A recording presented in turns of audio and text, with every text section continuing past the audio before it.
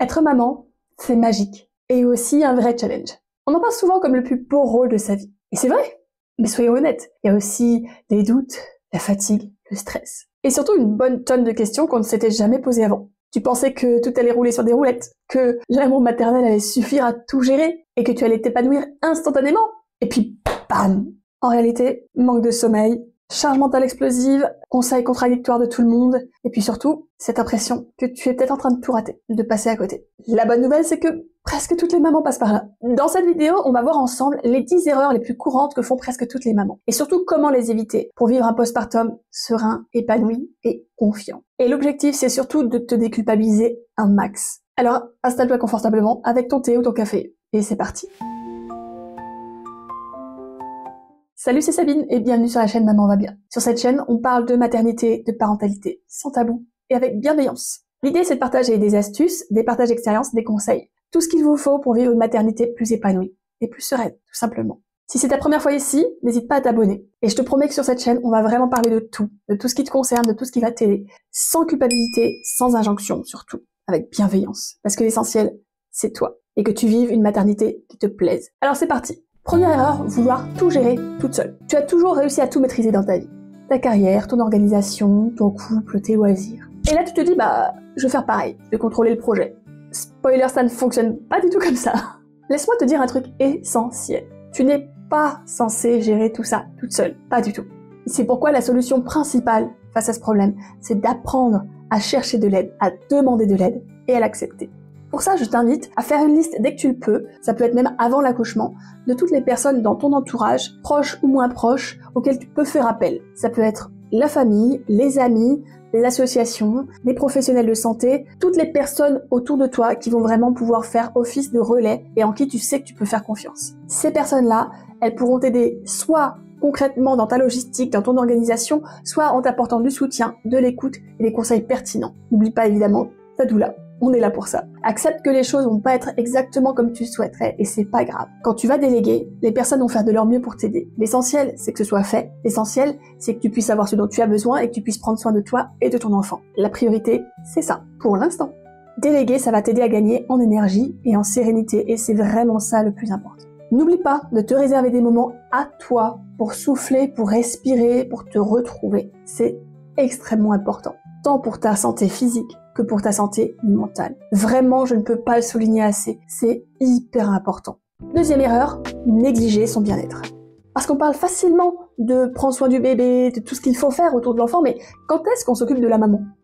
Et il s'agit pas juste de te dire prends un bain et ça ira mieux. Non, c'est pas ça. Même si un bain, ça fait du bien. Il s'agit de prioriser ton bien-être pour pouvoir prendre soin de toi aussi bien que de ton enfant. Ton enfant a besoin que tu ailles bien.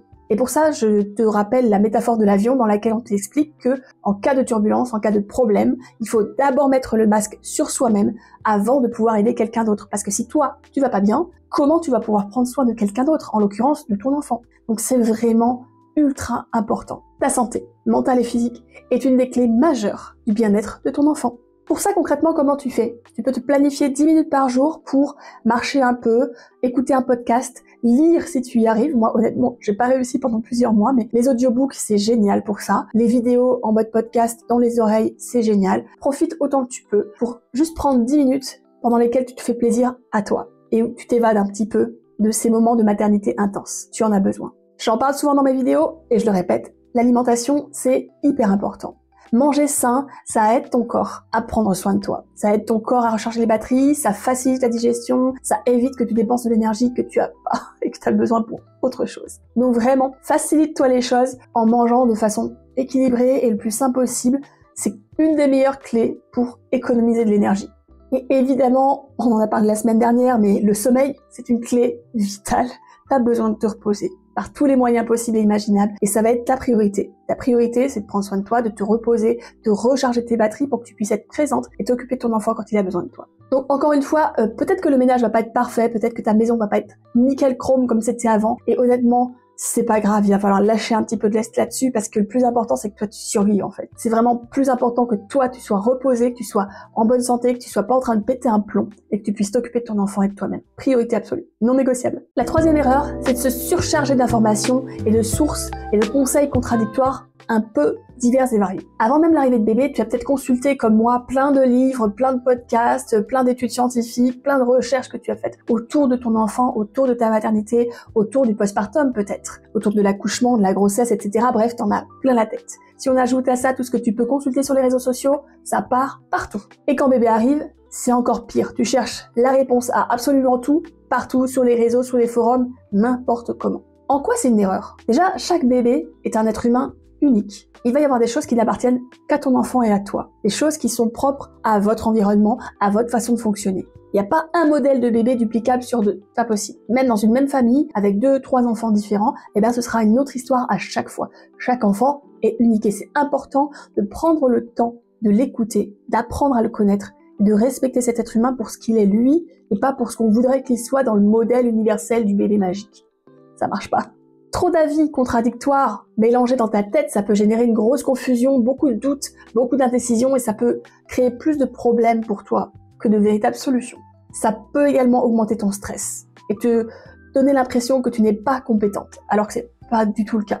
Et certaines injonctions sont particulièrement culpabilisantes et peuvent te créer de la charge mentale et de la fatigue mentale inutile. Vraiment, encore une fois, t'as pas besoin de ça à ce moment-là. Tu viens de devenir maman, t'as envie de profiter de ton enfant, t'as besoin de temps pour respirer, pour te remettre de cette aventure qu'est l'accouchement et te préparer à l'aventure magique de la parentalité. Voilà, c'est bon. On peut un petit peu s'alléger la charge mentale et pas s'en mettre une couche supplémentaire en mode « Mon Dieu, elle arrive à faire ça, pourquoi moi j'y arrive pas ?» Non, on lâche. Quelles sont les solutions pour faire face à ça? La première que je te conseille, c'est de sélectionner quelques sources, 2, 3, 4 au maximum, que tu estimes fiables. Ça veut dire que ce sont des sources qui sont alignées avec tes valeurs et ta vision de la maternité et sur lesquelles tu as pu voir que les faits étaient vérifiables et que c'était pas juste une tendance TikTok ou Twitter ou Instagram de plus. Il faut vraiment que ce soit des informations qui soient fiables et qui te correspondent. C'est important. Écoute-toi et écoute ton enfant. Vous êtes un duo unique et vous avez votre propre fonctionnement. Respecte votre rythme, respecte vos natures respectives. C'est hyper important et ça passe avant toutes les normes possibles et imaginables qu'on a pu inventer avec la médecine ou avec la pédiatrie.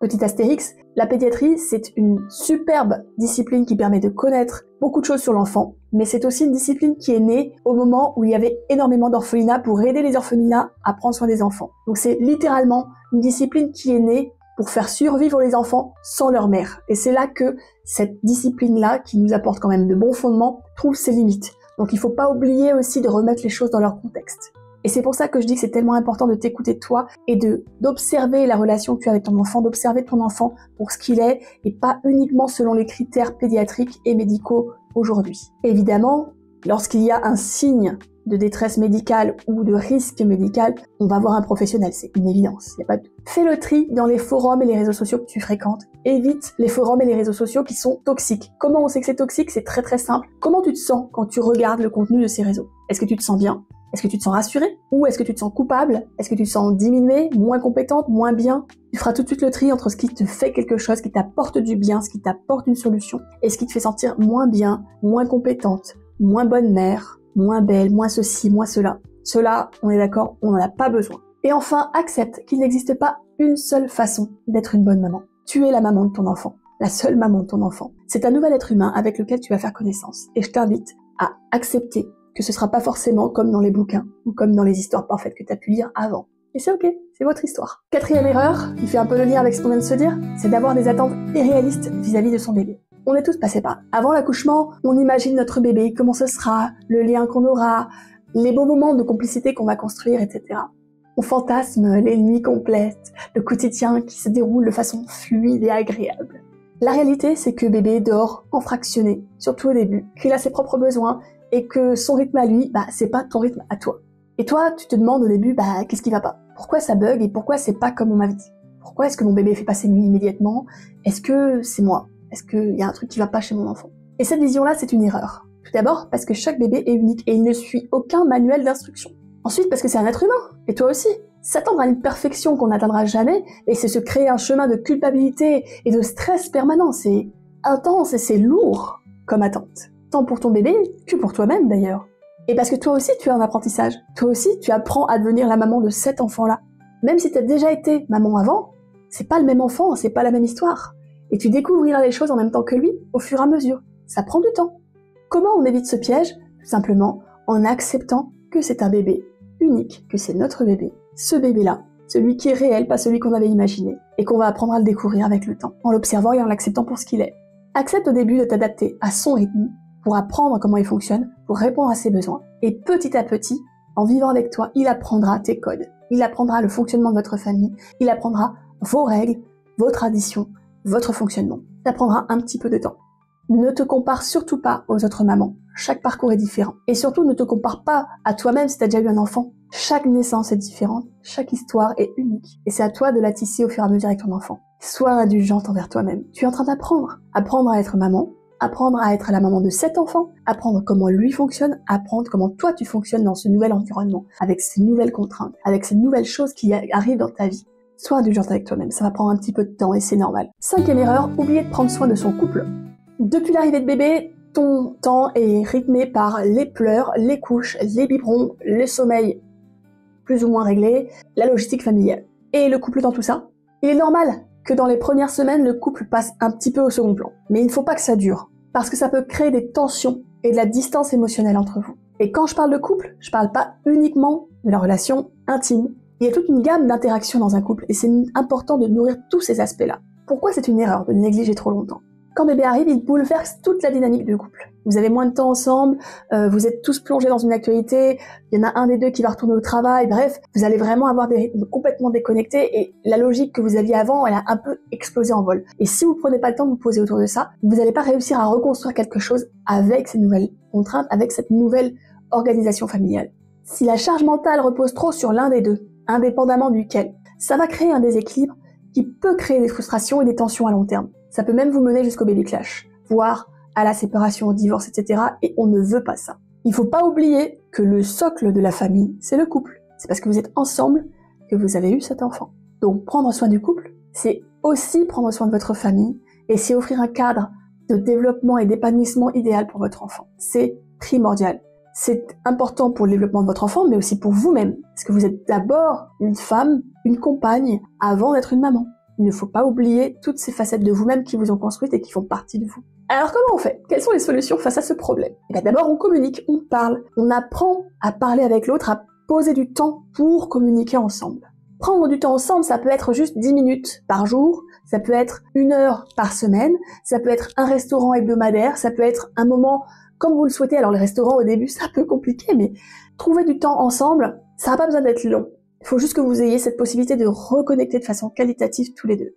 Et quand je dis reconnecter, c'est pas pour discuter de la liste des courses. Répartissez les tâches de façon à ce que personne ne se sente dépassé. L'équité n'est pas l'égalité. Ça ne veut pas dire qu'il faut répartir les tâches à 50-50, ça n'a aucun sens. Mais il faut les répartir selon vos charges respectives. Charge mentale, charge de temps, charge logistique, mais aussi selon vos compétences. Il y a des choses qui vont être plus faciles pour l'un ou pour l'autre, et quand c'est pas le cas, on les partage, on alterne, on se soutient. N'oubliez pas que vous êtes une équipe, un couple, vous êtes ensemble dans cette histoire. Et enfin, acceptez que la relation évolue. L'arrivée d'un enfant, c'est un bouleversement, c'est un changement qui va être durable dans votre vie. Votre couple ne sera plus le même qu'avant, et c'est pas grave, c'est ok, c'est une nouvelle étape, c'est une nouvelle façon de connecter, ça va être d'autres façons d'interagir, ça va être d'autres moments plus riches, différents, plus profonds, avec d'autres priorités peut-être. En tout cas, c'est une autre façon d'être en couple avec cette personne, et pour autant, c'est pas moins bien. C'est à vous de choisir et de faire en sorte que ce soit quelque chose qui vous épanouisse tout autant, chacun dans ce couple. 6e erreur, ne pas demander d'aide et s'isoler. Entre la pression de bien faire et le besoin de réussir et s'accrocher à cette illusion de contrôle, parfois on hésite et on a du mal à demander de l'aide. On peut aussi ressortir une peur de déranger ou une forme de honte d'avoir besoin d'aide. Mais pourtant, le début de la maternité, c'est une période extrêmement vulnérable. Rappelez-vous, dans le point numéro 1, je vous ai dit qu'on n'est pas fait pour faire ça toute seule. On n'est pas fait pour assumer l'arrivée d'un enfant toute seule. S'isoler, accumuler la fatigue et le stress, ça ne fait qu'empirer les choses, pour vous et pour votre enfant. Ça peut vous mener au baby blues, voire même plus grave, à la dépression postpartum. Et je sais de quoi je parle. En quoi c'est une erreur? On n'est pas censé élever un enfant seul. Pas du tout. Et pour en savoir plus, je vous invite vivement à lire l'ouvrage d'Ingrid Baillot, le 4e trimestre, qui en parle excellemment bien. Ingrid Baillot, c'est une de mes références en tout ce qui est périnatalité, maternité et postpartum. Et vraiment, je vous invite à le lire si vous en avez le temps. Ou au moins à aller voir une de ses vidéos sur le sujet. Je vous en mettrai quelques-unes en description dans la vidéo. N'oublie pas que le fait de t'isoler et de ne pas chercher de soutien, ça peut réellement aggraver ta santé mentale et avoir des conséquences graves sur toi, sur ta famille et sur plein d'autres aspects de ta vie, y compris ton enfant. Pour ça, je t'invite à aller voir ma vidéo sur le sujet où je te raconte mon parcours de maternité et les difficultés que j'ai rencontrées en vivant un postpartum très compliqué, une dépression postpartum, un burn-out maternel et un burn-out professionnel, et je ne souhaite ça à personne. Quelles sont les solutions pour briser cet isolement? Comme on en a parlé plus tôt, utilise la liste des personnes de ton entourage sur lesquelles tu peux te reposer et que tu as normalement déjà constitué. Si c'est pas le cas, je t'invite à le faire. Apprends à demander et à accepter de l'aide sans culpabilité. Parce que demander de l'aide, c'est une chose, accepter de l'aide, c'en est une autre. N'hésite pas à te faire accompagner s'il le faut, par une doula, par un coach émotionnel, par un psychologue si tu le souhaites, pour t'aider à travailler là-dessus, parce que vraiment, c'est une clé qui peut faire la différence entre une maternité épanouie et une dépression postpartum. Dans les personnes qui t'entourent, choisis des personnes bienveillantes, accueillantes, qui ne te jugeront pas et qui te soutiendront réellement.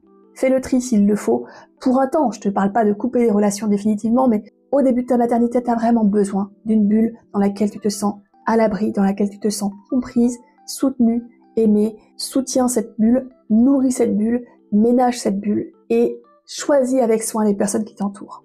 Et enfin, fais appel à des pros pour t'aider à soulager ta charge mentale, que ce soit sage-femme, doula, comme moi, ou des coachs, ou des nounous quand tu peux, de l'aide ménagère si tu en as besoin. Il y a beaucoup d'aides aussi que tu peux trouver auprès de la PMI avec différents métiers de la périnatalité qui vont pouvoir t'accompagner, pédiatre, psychologue, sage-femme, enfin voilà. Il y a plein de ressources que tu peux trouver notamment dans mon e-book, le guide Anti-Baby Blues, que tu peux télécharger en description et en commentaire épinglé.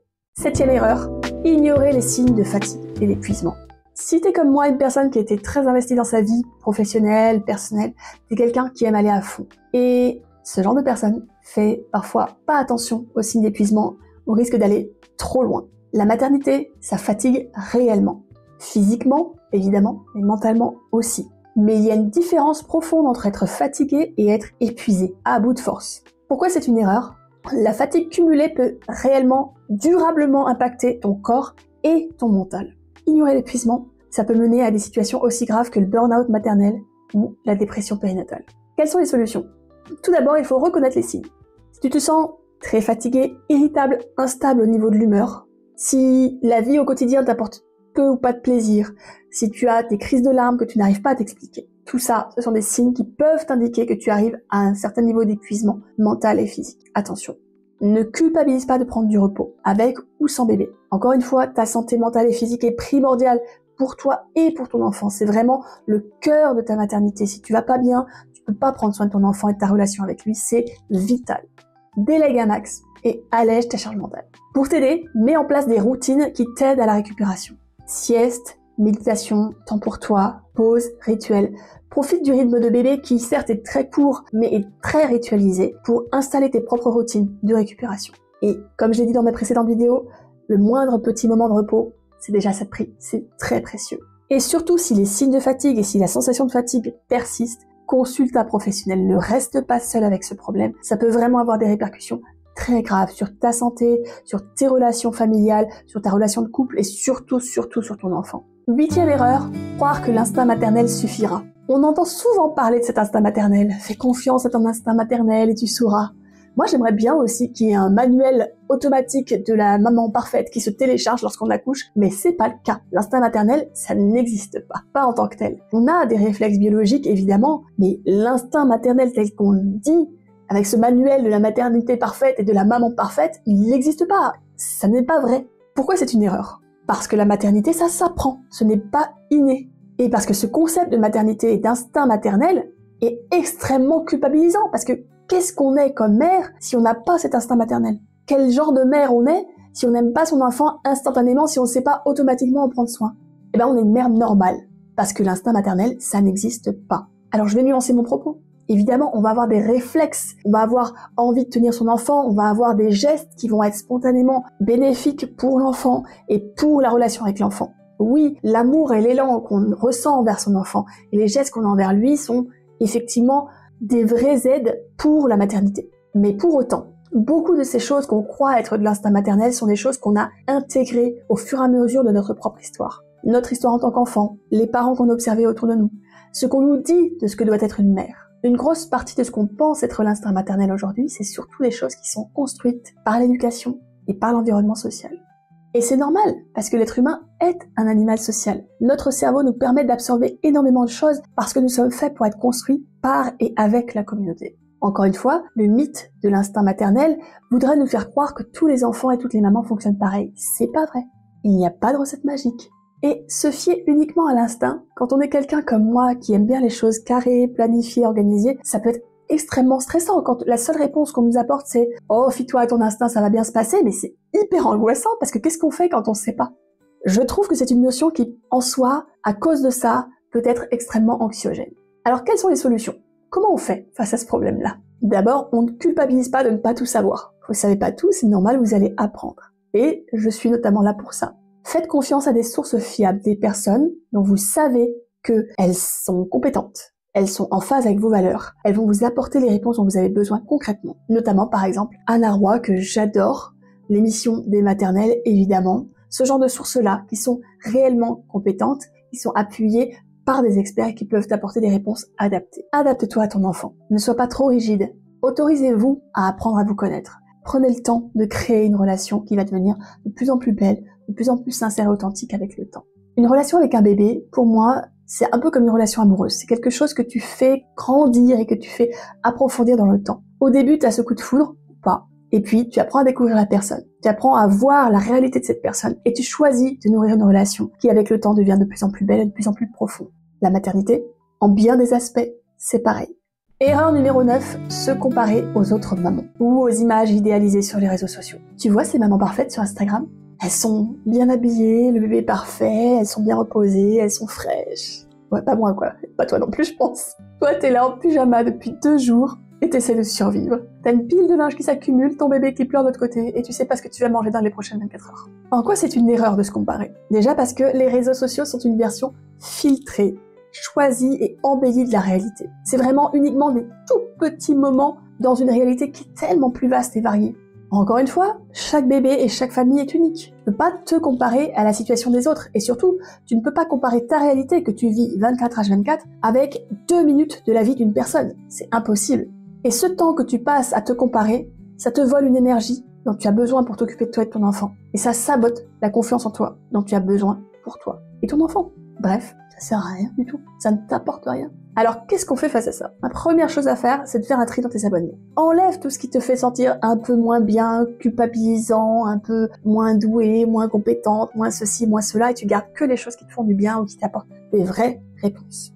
Rappelle-toi que tu es la meilleure maman pour ton bébé. Tu es sa maman, exactement telle que tu es. Il n'y a pas besoin de diplôme pour ça, c'est déjà le cas. Entoure-toi de mamans bienveillantes. Partage avec elles ton histoire.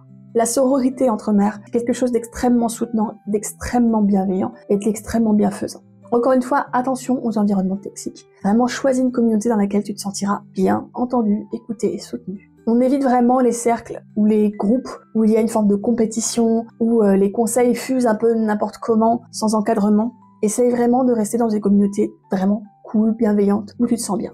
Célèbre chacune de tes petites victoires, même si c'est juste la douche que tu as réussi à prendre toute seule. 10e erreur, oubliez que tout ça, c'est temporaire. Quand on est en plein dedans, franchement, les premières semaines de maternité, c'est ultra long. On dirait que ça va durer une éternité. Et les nuits, on n'en parle même pas. Entre le sommeil un petit peu gâché, la fatigue qui s'accumule, les doutes, les questions, les pleurs, le sentiment de ne plus être toi-même, t'as l'impression que t'es enfoncé là-dedans et que ça changera plus. Mais c'est une erreur. Parce que tout évolue avec le temps. Regarde, t'es devenue maman? C'est génial, non? À force d'être fatigué et d'être dans cette espèce de boucle infernale, tu oublies que le temps passe. Tu oublies que t'as déjà fait des choses et des progrès, t'as déjà appris des choses. Observe tout ce que tu as déjà appris, acquis, toutes les habitudes que tu as déjà créées en quelques jours ou quelques semaines. En plus, te focaliser sur l'idée que ça va pas changer, que ça va pas évoluer, ça t'aide pas. Ça te culpabilise, ça t'alourdit mentalement. T'as pas besoin de ça. Et c'est faux. Comment on fait face à ce problème-là? D'abord, on se rappelle que chaque phase a une fin. Ça commence, ça se déroule plus ou moins longtemps, et ça se termine. Un jour, c'est sûr. Et bientôt, tu retrouveras du temps pour toi. Beaucoup plus de temps pour toi. Et à ce moment-là, probablement qu'un peu comme moi, ça te manquera. Oui, je sais, c'est bizarre. Prends du recul sur les moments difficiles. Ce n'est qu'une période passagère dans ta vie. Quelques mois à tout casser dans une vie entière. Projette-toi dans les moments positifs à venir, dans ce que tu vas construire avec cette famille, avec cet enfant, dans tout ce que tu souhaites faire plus tard. Imagine-toi quand tu auras retrouvé cette énergie, imagine-toi tous les projets que tu vas construire. Et autorise-toi à prendre ce temps maintenant, plus lent, pour ton enfant et pour toi. Profite autant que possible des moments présents. Et je te dis pas ça juste pour te dire mais profite, ça grandit vite, ça passe vite. C'est vrai, mais profite aussi entre les moments un peu plus compliqués. Profite des moments plus doux, des premiers sourires, des gazouilles, des câlins à l'infini, du fait que c'est ton bébé à toi et que vous avez une relation très très particulière, au début parfois assez fusionnelle. Prends toutes ces choses-là comme des petites perles de bonheur qui t'appartiennent à toi, et rien qu'à toi. Et n'oublie pas que dans quelques mois, quand tu regarderas en arrière, tu seras extrêmement fier de tout ce que tu as fait, tout ce que tu as accompli, et probablement un peu nostalgique aussi. Et la beauté de la chose, c'est que la maternité, c'est toujours comme ça. Il y a toujours une nouvelle phase, une nouvelle découverte, de nouveaux challenges, de nouvelles difficultés, des nouveaux bonheurs qu'on n'imaginait pas. Et puis ça passe, et ainsi de suite. Maintenant, dis-moi en commentaire, quelle est l'erreur qui te parle le plus? Laquelle ou lesquelles as-tu vécu et comment tu t'en es sorti? Partage ton expérience, ça aidera beaucoup d'autres mamans. Si tu as aimé, n'oublie pas de mettre un like, de t'abonner, d'activer la cloche. Ça m'aidera énormément à toucher encore plus de mamans et à les aider à vivre une maternité plus épanouie, plus sereine. En attendant, je te dis, prends soin de toi et à bientôt. Soft wind whispers, stars above.